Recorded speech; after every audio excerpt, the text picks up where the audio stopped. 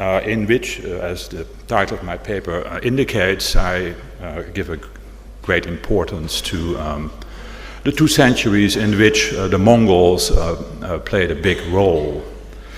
So this book, which is called Saints of the Indus, deals with Sindh, but not only with Sindh, it deals with the entire Indus area, or what I call sometimes the Indus borderlands.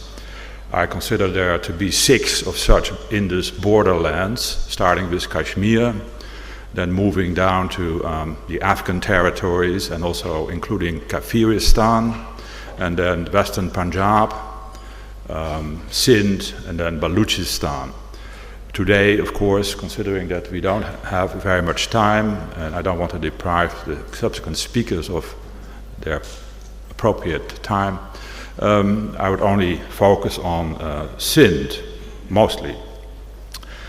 Now, so my book has 12 chapters, and I'll go very briefly through the subjects of each. I only want to indicate what they are about. I can't go into much of the detail, so you have to understand that I have to simplify also a good amount. I am aware that these issues are, of course, exceedingly complex, and in my book you will find, if you read it, there's a great deal of nuance, while my talk will not have all that much nuance. So just be warned about that. First thing I set out to do is sketch the historical demography of the entire region. I think that considering that South Asia today is a very densely populated part of the world, and Pakistan also, we are apt to forget that historically the Indus borderlands were among the least populated geographical spaces of South Asia. We have census figures, for example, for 1911, which say that the entire area of what is now Pakistan had no more than 19 million people, which is to say that it had only 1/10 of today's population just 100 years ago. Other figures suggest that Sindh, which is called Sindhia Deserta, or deserted Sindh, in 1855 had a population of just 1 million, which is not much more than 1/50 of today's population. The first thing to conjure up is an area in this the context of this book. I thought it was important to emphasize is that this was a relatively underpopulated area. Perhaps 12 million people at the time of British annexation. I would say perhaps 3 million people on the eve of the Mongol conquest inhabited the entire zone from Kashmir all the way down to the Indus Delta.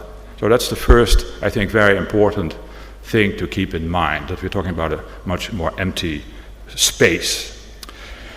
I also wanted to emphasize that the medieval developments in this area are not primarily driven by urban centers. This deserves to be emphasized, I believe, because, as our previous speakers have all indicated, Sindh was in fact a very early, was one of the earliest urbanized area in South Asia and one of the earliest in the world. My point is, however, that in the medieval era, cities were not all that important in this area, mostly. There were cities and towns, but one of the things that is very striking in the Sindh or Indus borderlands is that there is actually quite little urban continuity. The big cities of Pakistan today, like Karachi, are relatively recent developments. None of the ancient cities of Sindh actually survives today, in contrast to some of the areas of the Mediterranean, for example. So urbanism is not my primary focus. I will be largely interested in the transformations of the rural and pastoral societies of these Indus borderlands. Now, one thing they have in common, all 6 areas, is that they became Muslim societies over the course of the centuries. There's a great deal of debate when exactly this transformation happened. Some have argued that it happened very early, others argue that it happened relatively late. It's very important that this is the only area, to understand that this is the only area of South Asia where there is almost complete conversion to Islam over time. And one of the reasons I wrote this book is that I was unhappy with the state of understanding, our understanding of the idea of conversion to Islam, with the entire terminology of conversion to Islam. And I try to avoid this terminology in my book. I speak about a broad cultural, social, political, and religious transformation, which includes the rise of Islam, but it's not isolated from its social economic context. Now, there are various ways that people have approached this question. Why did these Indus borderlands become Muslim? One is to suggest that there was a big cultural gap between these areas and the rest of South Asia. Some people have argued that these were lightly Hinduized and that therefore they were quick to convert. I don't believe in this explanation. I have felt that many parts of the Indus borderlands, when you investigate what it was like in the pre-Islamic period, you find that they were in fact not fundamentally different from other parts of South Asia. This is true for Kashmir, it is true for the Kabul area, it is also true for Sindh, as abundant testimony that you may know. For example, the Chinese traveler Sun Tsang, part of my pronunciation, they all point out at the existence of a pre-Islamic sort of mixed Iranian, Indian and pagan sort of heritage that is very real. And I don't feel that we can explain the rise of Islam, or what used to be called conversion to Islam, by pointing at a major gap between these so-called frontier areas and the heartlands of Indian civilization. So, if the pre-Islamic heritage of Sindh and the Indus borderlands cannot explain much of what happened later, perhaps it would be a good idea, I initially thought, to look at oral traditions that purport to explain this process. But there I discovered quickly that Muslim oral traditions are quite unreliable. They usually locate the conversion process at the very beginning of Islam. This is of course prestigious, but it is not historically accurate. The Afghans do this. Many people in Sindh have oral traditions of the same kind, that their conversion, quote unquote, to Islam dates from the very beginning of this religion. So that was not helpful either. So far I have only negative conclusions. Now, modern scholarship has also been very misleading, I feel. It has come up with an abundance of explanations, most of which I found mostly useless, or not entirely, but I certainly felt they were inadequate in many ways. There are theories about Muslims being immigrants to the subcontinent, which are of course demonstrably wrong. Others have suggested that Islam served as an escape mechanism in the caste societies of South Asia. That explains very little too, or nothing perhaps. Forced conversion has been tried and found wanting. So this kind of explanations in modern scholarship, both Western and South Asian, also I felt were utterly inadequate, mostly.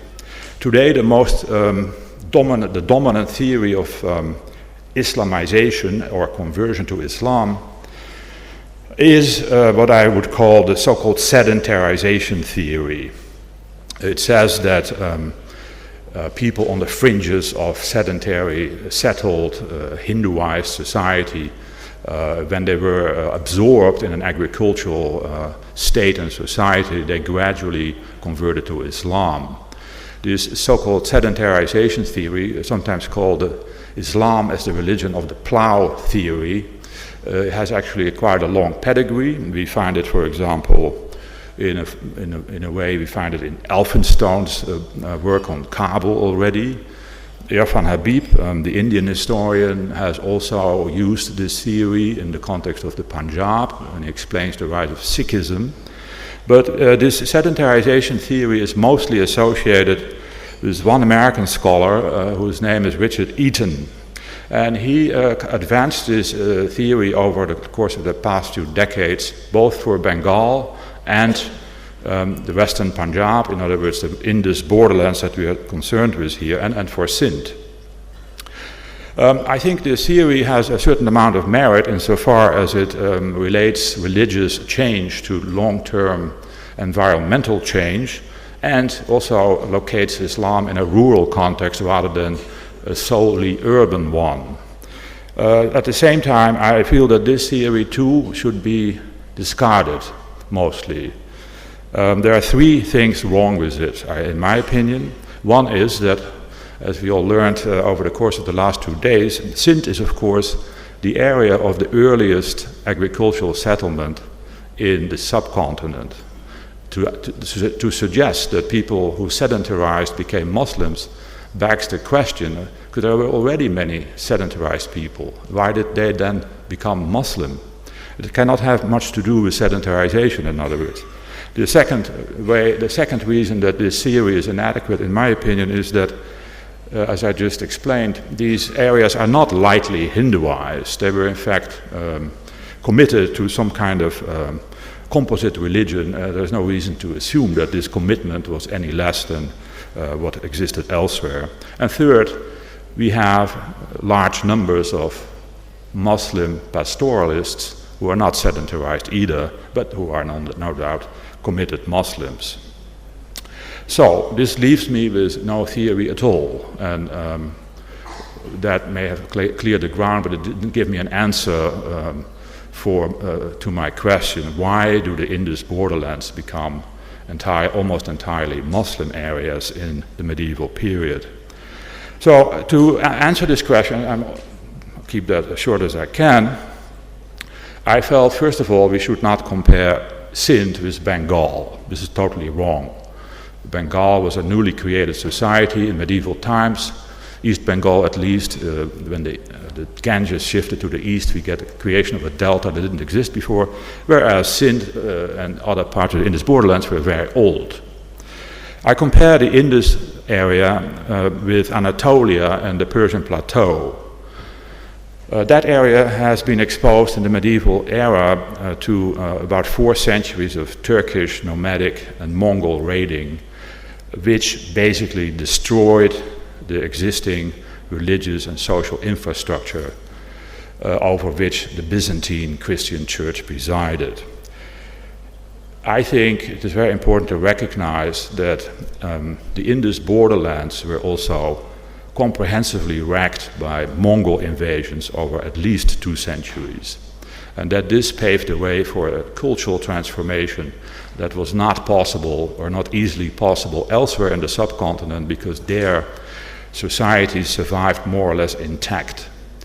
So in my view, the Arabs in Sindh really didn't change all that much.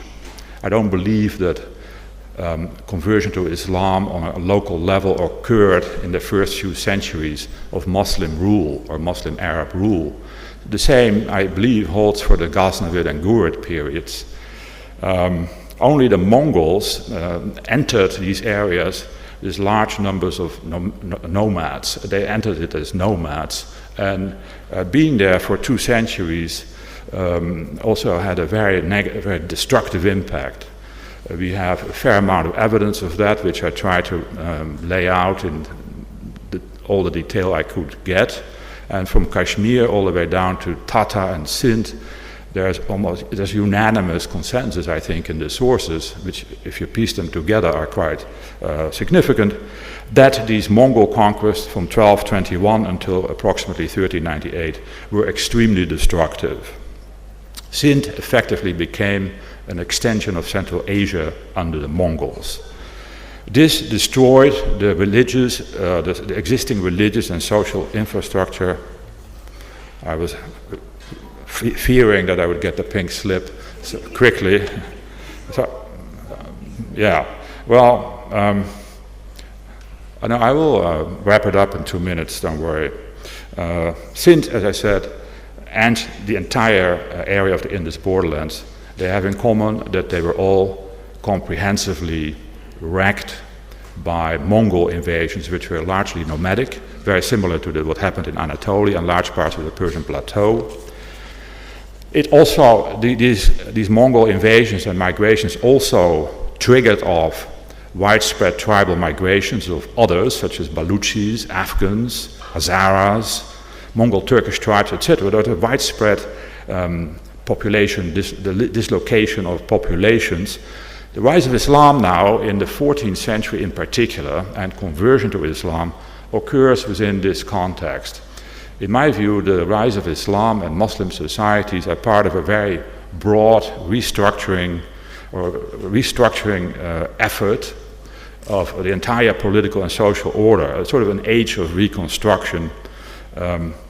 Islam becomes institutionalized around pirs, or saints in my translation, and shrines, and it is in that context that conversion occurs.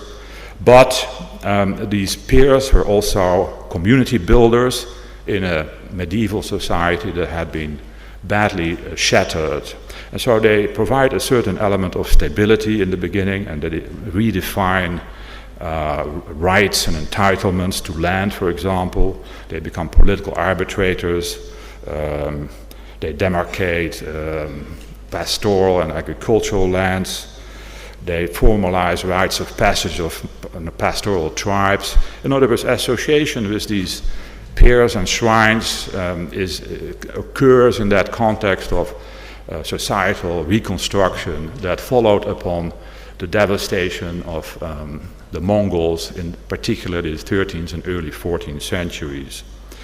That essentially explains, at least in my book, but you're welcome to email me any criticism you have, since we won't have time for questions and answers probably. You can, this explains why we have the first true evidence of widespread Islamization, as it used to be called, of parts of Sindh in the 14th century, and not, for example, in the 8th century or the 9th century.